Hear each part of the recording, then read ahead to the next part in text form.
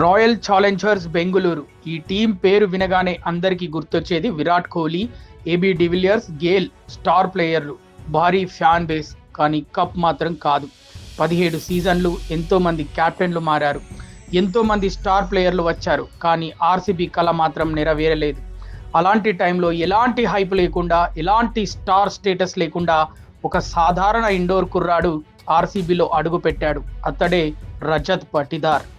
మొదట్లో పటిదార్కి ఆర్సీబీలో పెద్దగా అవకాశాలే రాలేదు. 2021లో కొన్ని మ్యాచ్లు ఆడినా పెద్దగా ఇంపాక్ట్ చూపలేకపోయాడు.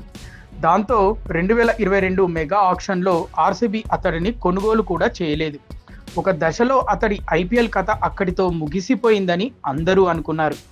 కానీ జీవితంలో కొన్ని అవకాశాలు అదృష్టంలా వస్తాయి. ఆర్సీబీ ప్లేయర్ లువ్నిత్ సిసోడియా గాయపడడంతో చివరి నిమిషంలో రజత్ పటిదార్ను ఇంజరీ రిప్లేస్మెంట్గా జట్టులోకి తీసుకుంది ఆర్సీబీ.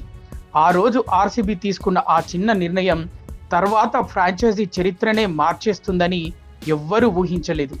మొదట్లో బెంచ్ పైనే కూర్చున్నాడు, డగౌట్లో ఎక్స్ట్రా ప్లేయర్లా కనిపించాడు. కానీ ఛాన్స్ వచ్చిన క్షణం నుంచి మాత్రం తన బ్యాట్తో సమాధానం చెప్పాడు. 2022 ప్లే ఆఫ్స్లో లక్నోపై అతడు కొట్టిన సెంచరీ ఇప్పటికీ ఆర్సీబీ అభిమానులు మర్చిపోలేరు.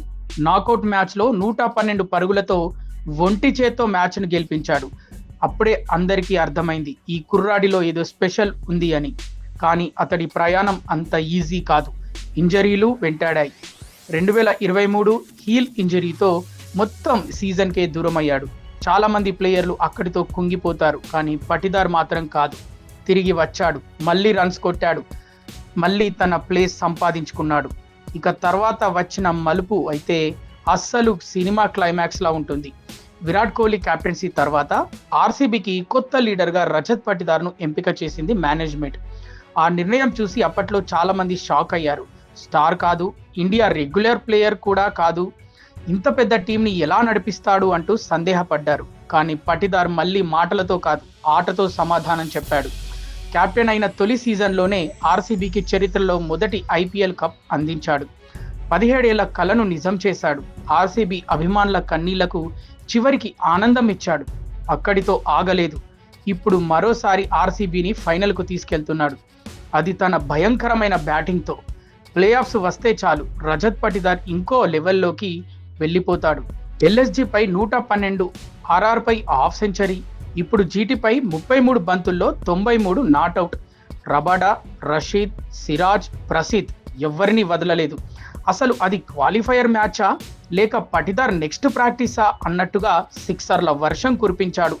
ఒకప్పుడు డగౌట్లో కూర్చున్న ప్లేయర్ ఇప్పుడు మొత్తం ఆర్సీబీని భుజాలపై మోస్తున్నాడు. ఒకప్పుడు రీప్లేస్మెంట్ ప్లేయర్ ఇప్పుడు ఆర్సీబీ చరిత్రను మార్చిన కెప్టెన్. ఇదే రజత్ పటిదార్ కథ. సైలెంట్గా వచ్చి సునామీలా మారిపోయిన కథ.